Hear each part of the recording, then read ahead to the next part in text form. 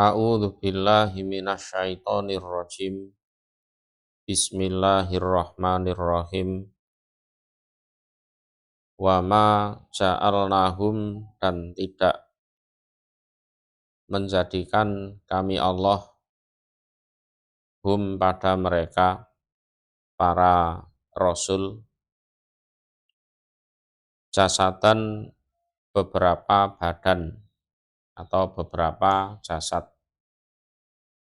Jadi jasadan itu bimakna ajsadan. Jadi beberapa jasad. Jadi jasad itu bentuk mufrad, bentuk tunggal, maksudnya jamak. Ajsadan itu jamak. Nah, jasad itu sekarang sudah jadi bahasa Indonesia. Ya, jasad itu serapan dari bahasa Arab. Layak kuluna, yang tidak makan mereka para rasul atau ama pada makanan. Wa makanu, dan tidak ada mereka iku kholidin, orang-orang yang kekal di dunia. Orang-orang yang kekal di dunia. Jadi bal yakulunahu. Jadi tapi mereka ya memakan makanan itu. Jadi kami tidak jadikan mereka para rasul itu adalah badan-badan yang tidak makan makanan, itu tidak. Bal yakulunahu, tapi mereka ya makan pada makanan. Jadi para rasul itu ya bukan kok badan-badan yang tidak makan, itu tidak. Semuanya ya butuh makan, butuh minum. Itu. Wa makanu kholidin, dan tidak ada dari mereka adalah orang-orang yang kekal di dunia, itu tidak. Mereka juga meninggal dunia, pada akhirnya mati. Jadi tuntutan mereka kan, Rasul itu ya seharusnya nggak perlu makan, nggak perlu minum, kan gitu. Tapi dijawab oleh Allah, loh kami tidak menjadikan mereka itu badan-badan yang tidak makan. Artinya mereka ya makan seperti yang dimakan oleh manusia biasa. Yang kedua, wa makanu kholidin, dan mereka bukanlah orang-orang yang kekal hidup di dunia. Jadi wa makanu kholidin fit dunia. Artinya ya meninggal. Nah, ini kan yang jadi perdebatan oleh beberapa orang tentang Nabi Khidir. Khidir itu masih hidup apa sudah mati? Nah, gitu kan. Nah, kalau yang meyakini masih hidup, ya silahkan. Ya. Tapi kalau sudah menyangkut nanti mendatangi Habib Fulan, Kiai Fulan, nah itu sudah mulai bohong kayaknya. Kalau Anda meyakini kalau Khidir masih hidup, ya silahkan, tidak apa-apa. Tapi kalau nanti dia mendatangi Kiai ini, Habib ini, Ustadz ini, nah itu biasanya wis mulai masuk ke ranah kebohongan, itu biasanya. Adapun yang tidak percaya kalau Khidir masih hidup, ya salah satunya menggunakan ayat ini, wa makanu kholidin. Jadi para rasul itu tidak ada yang kekal, yus mati, Khidir yus mati. Umpama hidup, tentunya menemui Nabi Muhammad, berjuang bersama Nabi Muhammad, ikut perang Badar kah, atau perang Uhud kah, atau perang Khandaq. Mana? Enggak ada ceritanya nemui Nabi Muhammad kok. Gitu. Nah, itu Anda percaya kalau beliau masih hidup atau sudah mati, nah itu bukan masuk ranah akidah lah. Kowe percaya ya karepmu, ora ya karepmu. Tsumma kemudian shadaqnahum, membenarkan kami Allah pada mereka para rasul, al-wa'da pada janji. Membenarkan janji itu artinya membuktikan janji. Jadi janji kalau para rasul diselamatkan. Nah, kemudian kami membenarkan kepada mereka pada janji. Jadi sejak awal sudah dijanjikan para rasul itu akan diselamatkan dari orang-orang kafir. Ya pada akhirnya janjinya Allah dibenarkan, artinya dibuktikan. Fa'an jainahum, maka menyelamatkan kami Allah hum pada mereka para rasul, waman dan pada orang nasa yang menghendaki kami Allah, ya. Waman nasa itu termasuk orang-orang mukmin, jadi orang-orang yang membenarkan para rasul. Jadi rasulnya diselamatkan, para pengikutnya juga diselamatkan. Jadi waman nasa itu ya para pengikutnya itu orang-orang mukmin. Wa ahlakna, dan merusak kami Allah atau membinasakan kami Allah al-musrifin, pada orang-orang yang melewati batas. Melewati batas artinya al-mukadzibin, orang-orang yang mendustakan lahum pada mereka para rasul.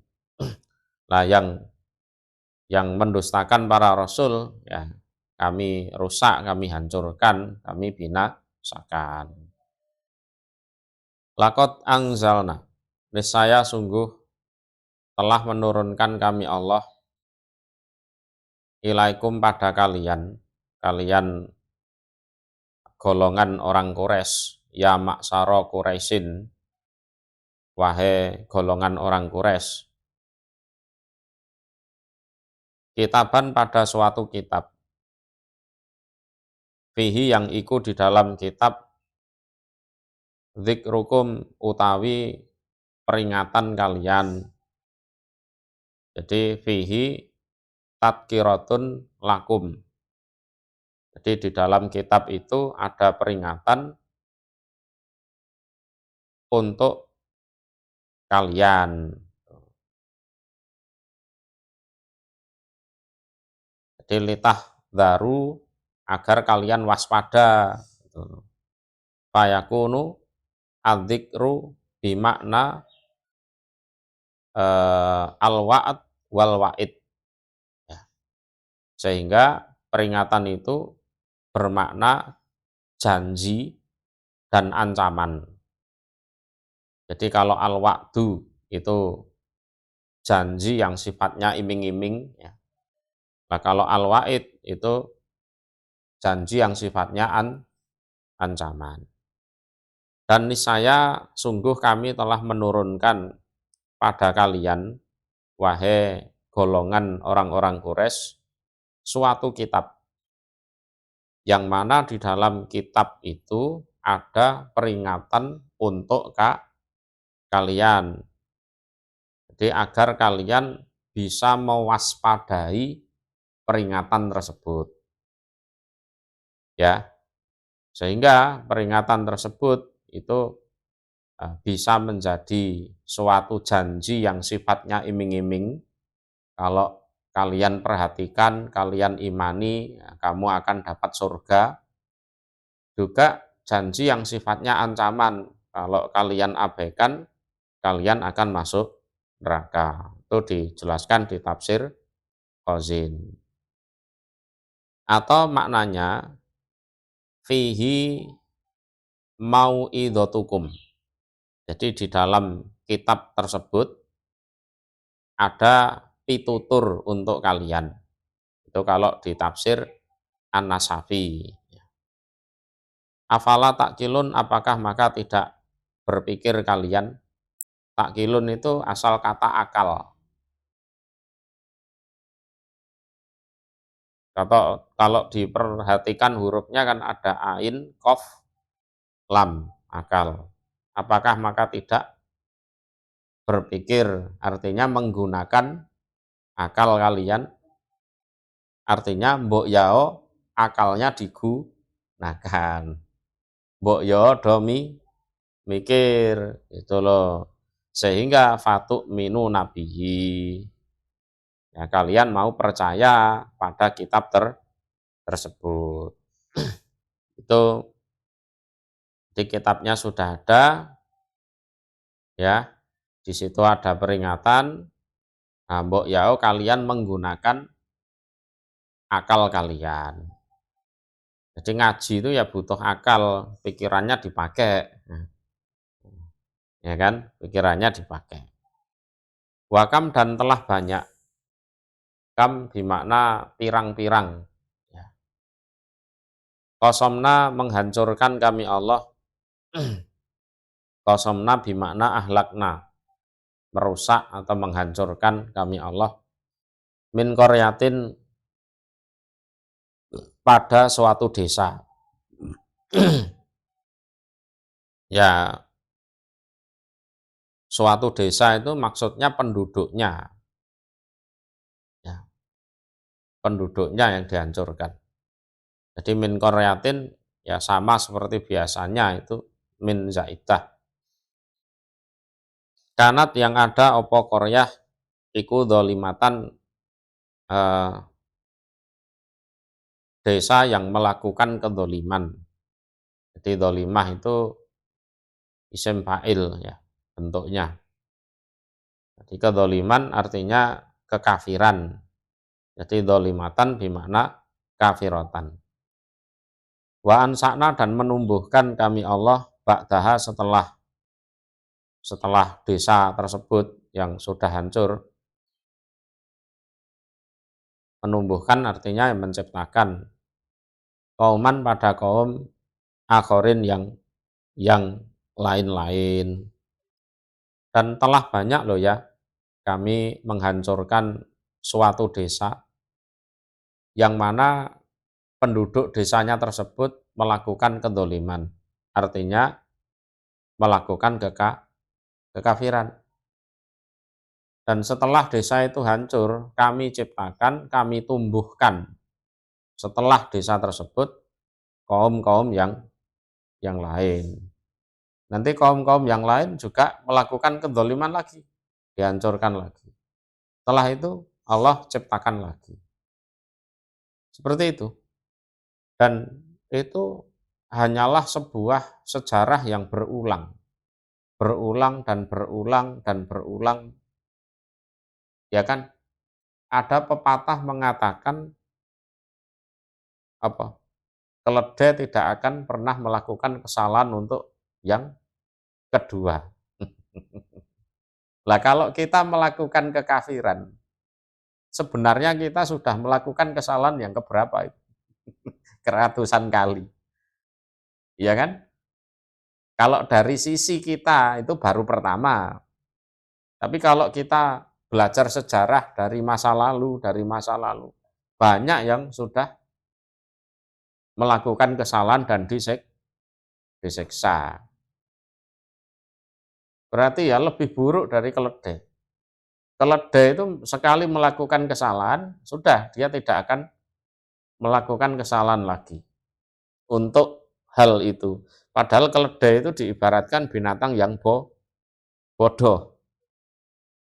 Nah, kalau kita sudah belajar sejarah, banyak sejarah, bagaimana nasib orang kafir, lah kok kita tetap ikut kafir, nah berarti ya lebih bodoh dari keledai. Ini kita menasihati diri kita sendiri loh ya. Kalau kita nuturi orang lain nanti mungkin dianggap yang aneh-aneh.